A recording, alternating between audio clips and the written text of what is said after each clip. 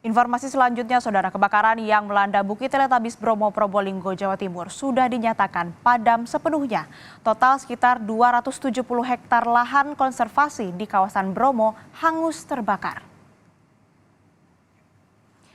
Keindahan alam di kawasan wisata Gunung Bromo yang awalnya bernuansa hijau kini telah ludes terbakar. Kawasan Bromo yang terbakar meliputi Bukit Teletabis, Padang Sabana, dan hamparan tanaman Edelweiss. Selain kerusakan ekosistem, kebakaran juga mengakibatkan objek wisata Bromo ditutup sementara hingga waktu yang belum ditentukan.